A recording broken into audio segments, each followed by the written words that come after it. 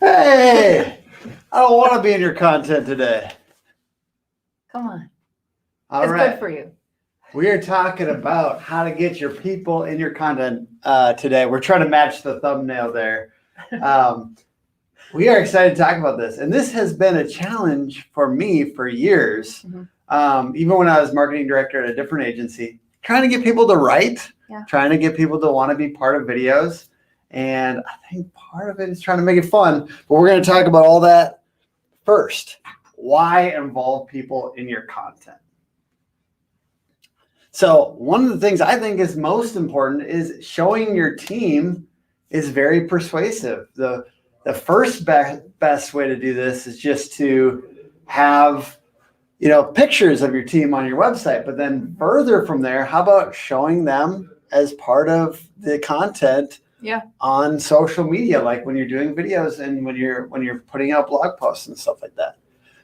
They also have different expertise than you. I am not an expert on everything digital marketing, and we have different people that are experts on different things on our team. So goes for you. If you've got different people on your team that are doing different things, then hey, why not show their expertise, their individual expertise? And then lastly, I think this one's really important. It's good for them. Yeah. It's good for people. And as they do video, as they do writing, people get better because they essentially think through what they're doing and they actually get more thoughtful about it. And if there's something that somebody wants to learn, it's a really good excuse to like, hey, you've got a deadline that you are going live this day, or you need to write a blog post, or we want to share this on social. And it's a really good way to have timely learning instead of like just in case knowledge. You have just in time knowledge. And I think having your team be responsible for things like that is really, really good. And it just, again, it shows that you and I aren't the only experts, and we aren't experts at everything, but we can also leverage our team and people who are doing that all day long, 8 hours a day. It's kind of important. So love that. All right. Next thing. So how do we get this out of people though? Like how do we get people involved?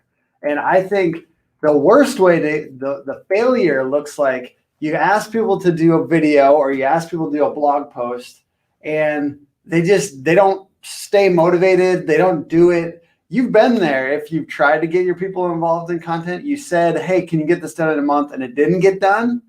Or they basically came back to you a day before it was due and asked questions. I think one way around this is having a good topic. Why do you need a good topic? Because you want people to create content around something that actually matters and that's something that people are interested in and something that they want to actually dive into, or that they feel like, hey, I'm an expert at this. Like I can talk about this and it's going to make me look really good. And it's going to be good for my own career growth. Exactly. And, people have been talking about it all over LinkedIn and particularly lately, but personal brands just do so much more than business brands. Like it's hard to get momentum on a logo, but on a human face and your whole personality and your personal brand, a lot more can be done. You got a lot of those people on your team. You could be leveraging them. Keyword research is one way to get the topics, right? Like using like SEO keyword research, Ahrefs or, SEMrush or something like that to find topics that people are actually looking for. It's basically topic demand. Previous show it's all about demand. We're looking for demand.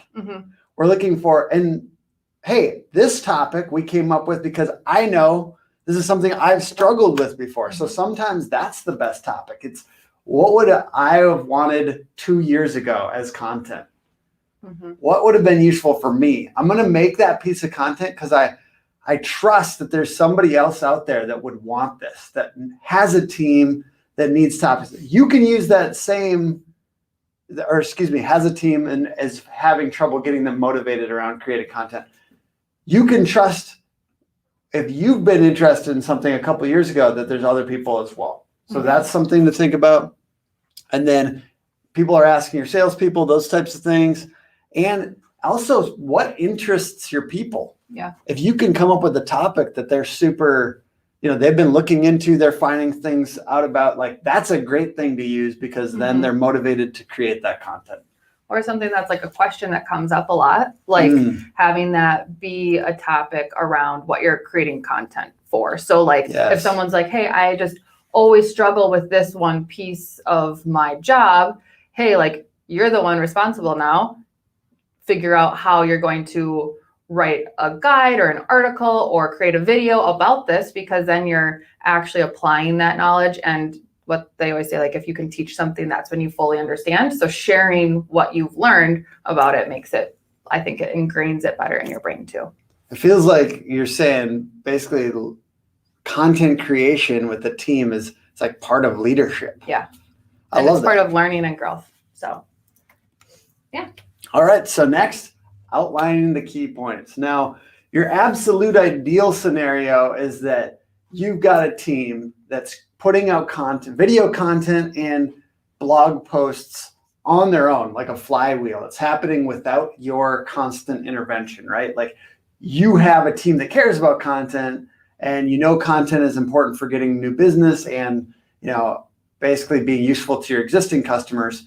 So that's the absolute ideal. But in the meantime, it's also good to, like, if you come up with the topics, then to outline, let's say, the 5 to 10 main points. So for instance, for this presentation, we had, I think we came up with 6 together. Yep. Right? We came up with 6 key points together. Getting those outlined, it's way easier to create a video if you've got bullet points. I'm not necessarily saying, what is the thing where it projects? Teleprompter. Oh, yeah. I'm not necessarily suggesting that you need to use a teleprompter for every video, although that is an option as well. It does help. But outlining key points, basically creates an outline. It's a way to kind of brainstorm together. And I think it helps get ideas flowing, so that sometimes if you go to somebody and you're like, make a video about this, if they don't even really know where to start, it can be intimidating. And then that's when it just doesn't get done, or you're like 1 month later, they come and they're like, what did you want that video to be about? But if you can give like 3 or 4 bullet points that you're kind of hoping that direction, or that piece of content, that direction it takes, I think that just sets people up for success. And so then you can also help encourage them about hey, take this angle or whatever that you're looking for, so that they're not just shooting in the dark trying to create something. Exactly. I love that. All right. What's up, David Summerly? I'm thinking that one's on Facebook. James, I'm guessing that one's all in LinkedIn. LinkedIn. All right. David and James, what's up, guys? If anyone has any questions about this, I literally have struggled with this, have wanted to get people involved in content for a long time, and have started to get some momentum there. So would love your questions on this. If you've got anything, hey, if it's more basic and it's why involve people in content, any of those types of questions as well. I love getting more people involved in content. And I think it's super useful if you're just joining us. I just think it's super useful for getting your team all kind of rallying around certain topics. Yeah. Number 3, design visual aids. So we think about that as, hey, slides are one. This is slides back here. We've got slides. We also, with our clients, sometimes are using props, or making sure that you're in when I think about contractors, it's making sure you know what the setting is too, right? Is this at the office with some props? Is this out on a job site, knowing where it's going to be? And what items do we need to make sure this looks good? Because especially for contractors, you think about, if you're just talking about something and you could be demonstrating or showing the items, you don't always have to do the whole thing. Yeah.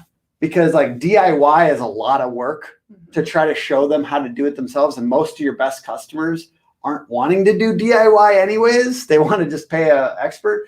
But having the items there to kind of walk through and show a little bit, I think, is one way of, using a visual aid, so to speak. Yeah. All right. Number 4.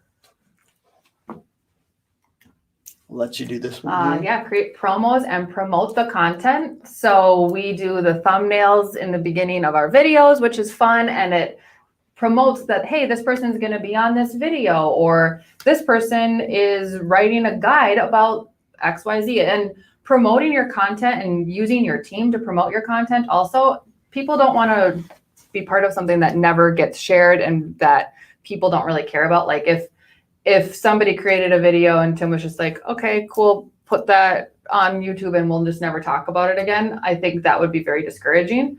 Commenting on if they share something on their own social channels. We, as a team, are very good about commenting on each other's posts, and it really does help. And it's like, hey, I'm not just creating things for nothing. And I think it's also important to push into what the strengths are of your team.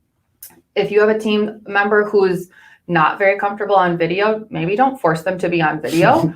But if they really like to write, hey, like spend an hour writing a blog post about something that you care about. There's some people who just love the fact finding piece of it and really like to create content like via writing, and that's great. Some people really like to be on video and want to be part of that, and that's awesome too. Some people want to share things on social media and like to curate social media feeds. I think it's just about finding what strengths you have within your company and within your team itself. Because if you're forcing people to do things that's just like completely out of their comfort zone, I don't think you're going to have a ton of luck. And I mean, that's been some of our failures, you know, in the past, trying to get people to do that. So we've failed at that. Yeah. And we're getting better at saying, okay, there's 3 to 5 people that want to be really involved in this on a regular basis. I guess I'm asking you guys, comment below, are you convinced that you have to have more than just a couple people involved in your social media? Or do you think you can still just post from the page, your company's page, and that it works? Just curious, what is your experience? Are you getting the visibility that you want to see just from posting from the company page? Or do you feel like it's necessary to involve your other people in the stuff? And I mean, hey, we've seen, that's another failure, is like, if you're not involving your people in the content, they won't be motivated to share. But I promise you, if they're in that video, if they were part of that piece of content, they love sharing it. Yeah. So part of it is also just motivating your team to want to share this stuff. Yeah. Right. The best content promotion plan is getting all your people to want to promote it all the time. And I think like we've done things within our team of like, we had the SEO department versus the web department creating ultimate guides. And like, we just had, it was like a friendly competition, but I think like, just like having those types of incentives are really make it fun. And it makes it feel like it's not like, oh, just one other thing I have to add to my to-do list. It's actually like, hey, what can we do to like, I think it boosts morale too, just like having people both be part of something, but with some friendly competition, because it's good to be a little competitive. Yeah, I like it. All right, number 5. Relax on brand standards, enabling them with fonts and colors. So people always have a fallback that they're not having to start from scratch when they're creating something. But if you are so specific about what can go out, I promise you nothing will go out, because everybody's so scared that they're going to do something wrong, and also choosing people that kind of understand what the type of vibe is on social media and that you should be like promoting types of things. But being so stringent and being like, the logo has to be exactly like this, or it can't be here. I just think people get so hung up sometimes on brand standards that nothing ends up going out. And I think that's worse. It's so good. And you know, those people that have really good taste and have a really great brand that stop their people from posting anything and say, well, no, it has to look like this. Don't let this is spicy, but don't let a graphic designer define how stringent you have to be with posting, because they will say, no, that doesn't look right. No, that doesn't look right. No, that doesn't look right. And that will scare people off. You do not want to scare your people off. Let them make mistakes. Let them post poorly a few times, and then just give them a little nudge in the right direction. But don't say, take that down. Yeah. And, you know, for the most part, the best thing is nobody really cares. So you can just post, and it's so sad. And I'm grateful for all the people who are going to watch this and comment on it. But like, rest assured, nobody is that worried about your brand standards. Yes. What? No. We got a true. Yes. And also David said, Posting on my Facebook business slash celebrity page gets almost zero engagement. Yeah. Mhm. Feeling like Facebook really seems to require spending to get any kind of engagement. Oh yeah. Yeah. Facebook pages, as much as I wish that stuff worked, it's just they really hold you down. They really hold you down. It didn't always used to be that way. I remember 10 years ago when I was running a restaurant social media page, literally that wasn't the case. The algorithm will let you just get as much visibility as a personal page. And then at some point when they got really into promoted posts and different things like that, Facebook said, nope, if you're not going to pay to play, nothing. So that's why the shift of you have to use personal profiles, you have to share, you have to, honestly, part of it, like it is weird to post about your business on Facebook a little bit, right? But that's why you have to position it from my point of view as like sharing newsworthy about my life stuff. This is newsworthy about my life. We made this funny video at my work. How fun is that? Like newsworthy about my life. We've just hit 17 people on our team or whatever it happens to be. Newsworthy about your life and your business and like just making it newsworthy for your friends and family. I mean, ultimately that's the core of Facebook is it's a little bit more like friends and family and maybe your hustle buddies as you know, a lot of these roofers on Facebook, you've got like a bunch of roofers that you're friends with. So I like that. And you can basically curate a little differently on Facebook to position it and friends and family first type of thing. All right, last one. You know, I'm saying watch out over optimizing other numbers that the people are accountable for. Like it's really, and this, you know, this might be spicy as well. I believe that if you say each person on your team is responsible for one number and you're going to be really on them about it, then they're not going to want to do extra stuff like content creation if you're so number driven. Because the truth is that this content stuff basically does require loosening up a little bit and letting them spend a half day every couple weeks on some content if you want to involve your people in content. I'm not saying that this is right for everyone, but if you can loosen up a little bit on the numbers thing and kind of get a little bit more to the spirit of it, I think, you know, I think about contractors a lot and the salespeople and the technicians that work in construction and home services. Those people you need to kind of basically make this a part of the culture. Make it a part of the culture that sometimes we spend a little bit of time on content and not everything's about perfect numbers every single day as far as like, you know, marketing is slower, right? But it does work versus like, hey, you got to knock 50 doors every single day or else you're out. You know what I mean? Like if you can involve more of your team and more of your people in the marketing, you're going to do better. And sometimes that is lower on the idea of numbers. Yeah. Hey, that's just my opinion. People can disagree. I totally understand.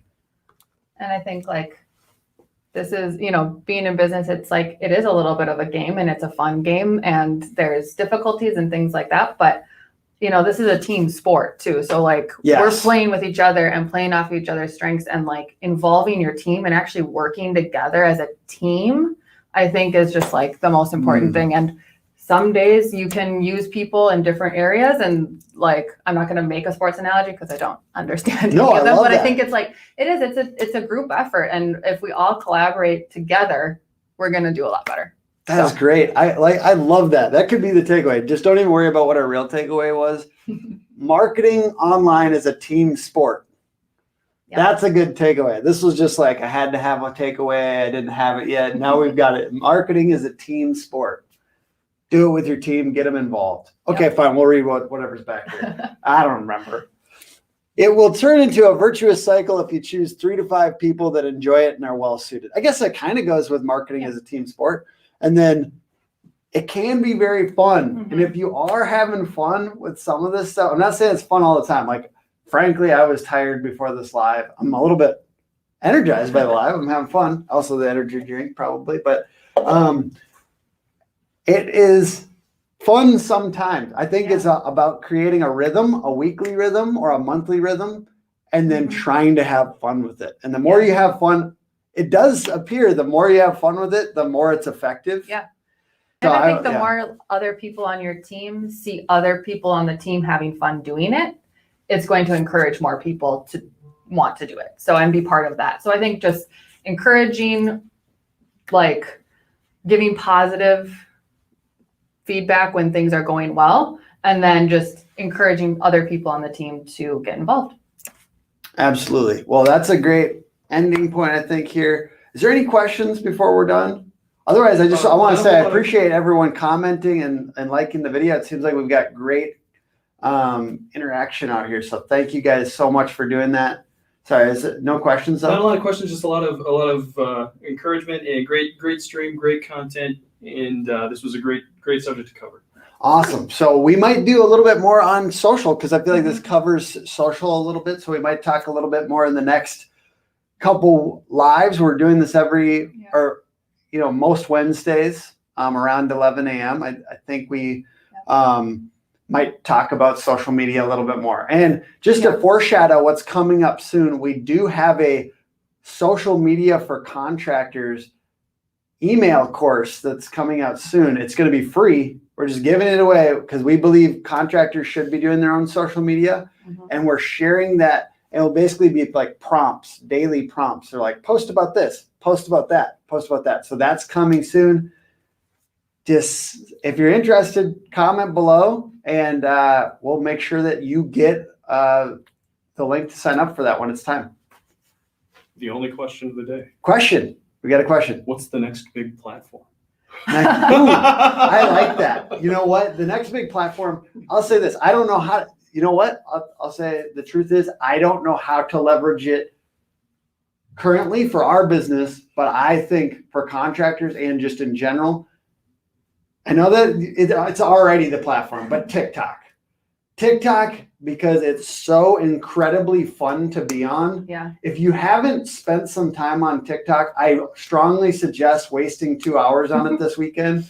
You have to train the app, but it's a very, the low attention span aspect. You know, we all thought it was going to be Clubhouse 3 months ago, gone. I mean, the daily downloads are so far down on Clubhouse now. It's crazy. Yeah. You know, to me, it's still TikTok. I understand it's basically already there. Well, and I think people like contractors on TikTok have an advantage because they have visual stuff to Yep. show. So I think, thinking about leveraging what works for you. Every platform is going to be differently. Like you're going to have more success on different platforms based on your business, but I do think it's a good one. And it's hard. I mean, we're not great at it, but if you're curious of somebody who's doing that really well as a contractor, it's actually a plumber, but Roger Wakefield is a great example of somebody who's leveraging TikTok for home services, showing little hacks. He does a lot of interesting videos. You can basically like stitch together interesting, crazy plumbing fails. And then he talks about what happened. To me, it trains you to be really good with keeping people's attention.